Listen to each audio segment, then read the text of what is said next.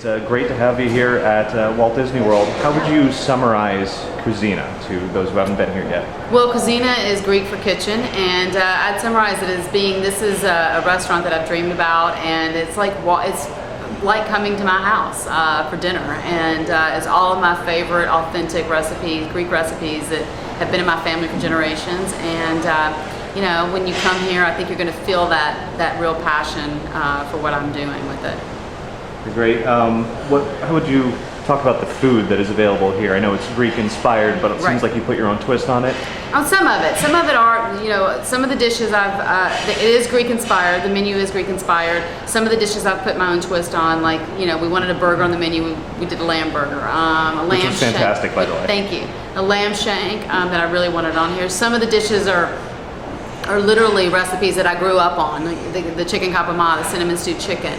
You know, and some of the other dishes. So it's definitely pretty authentic dishes that, you know, I grew up on or, you know, have seen in Greece and spent time with my family. Do you have a favorite menu item? Well, I'm pretty partial to the cinnamon stew chicken just because that's something I grew up on.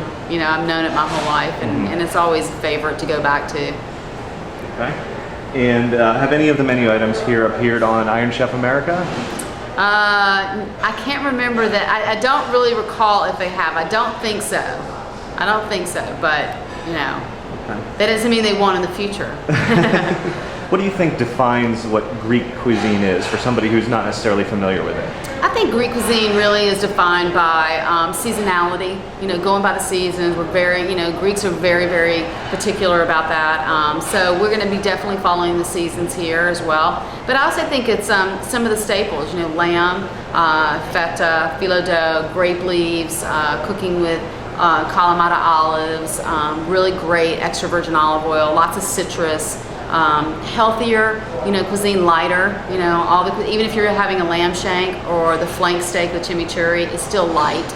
It's still going to be done in a healthy way. So, although you're going to feel satisfied when you leave here, you know, you'll feel full and satisfied. You're not going to feel stuffed.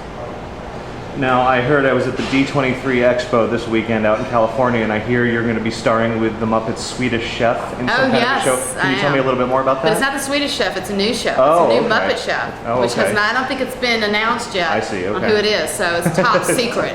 It's top secret Muppet Chef. So I am going to be starring with them, and Miss Piggy's going to make an appearance, and Kermit and Fonzo, and, you know, all of the, or Gonzo and Fozzie. Right. Yeah, that's it. Fozzie the Bear. You had to get them straight. Yeah. But all of the cast members are going to be there. All the Muppets. And that's going to be an online show? It's going to be an online show, yeah. Okay. And we're going to see that at Disney's site or the Food Network? Disney.com. You can go into the Muppet site, I believe, right? Let's double check that. I think it's Disney.com. Okay. Now, I'm a big fan of Iron Chef America. I've been watching it for many years now. How do you prepare yourself to go into one of those grueling hours of cooking? You know, I think just really making sure that I get plenty of rest. You know, I'm not out in New York, you know, the night before partying down or anything. Making sure I get lots of rest. Making sure that I exercise before I go on, you know, into Kitchen Stadium at some point. You know, eating something, you know, really healthy, not too heavy, nice and healthy and light. And I think just really mentally preparing and not overthinking it too much. Just kind of going in. You know, not expecting and not over-expecting and worrying about who you're competing against and who the judge is, and just really getting in the zone. How would you compare cooking in Kitchen Stadium to walking around in the heat of a Florida theme park? Oh, very different. But I don't know, walking around in the heat and the humidity can be kind of intense. I grew up in Mississippi, so. Are you a big theme park fan? Do you come to Disney World a lot? We do. I mean, we love Disney. We've been coming for years and years and years, and it was actually coming to Disney was our first big family vacation. You know, that my parents saved up for, and we came when I was a little girl. So it's, you know, someplace we've always come back to. As a chef, what do you think of theme park food?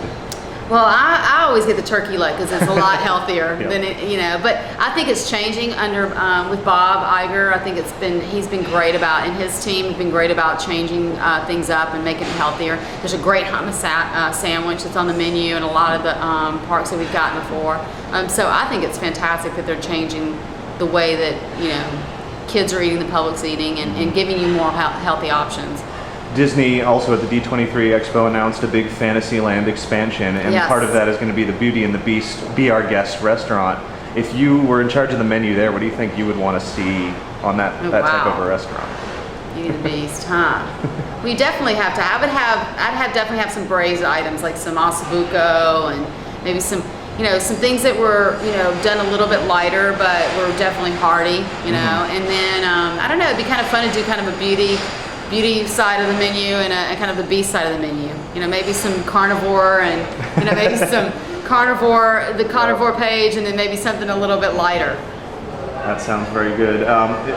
Do you have a favorite Disney attraction, or ride, show? I'm kind of just a sucker for, just kind of Magic Kingdom. I love everything about Magic Kingdom. Yeah. So I still do, all the great rides there. So. Are you going to be coming back to this restaurant to check in, Yes, periodically? Definitely. I'm going to be coming back to Kouzzina on a regular basis and checking in and definitely staying in touch with Dee and the chefs on a very regular basis on anything that's going on here and how things are going. So. And then make a little mini vacation out of Absolutely. it. Absolutely. One last question: if you didn't become a chef, what do you think you would have pursued? Oh man. I love reading, so I'd really love to have been a novelist, but I think that's probably later on in my life because I have way too much energy to do that. So I don't know. I mean, I might have gone into acting or doing something fun. I love to perform, so that was something that I love doing. I love being in front of people. I love making people laugh and love seeing the joy on their face when you give them a great performance. Great. Well, it was a pleasure meeting you, and thanks for bringing such a great restaurant to Walt Disney World. Thank you.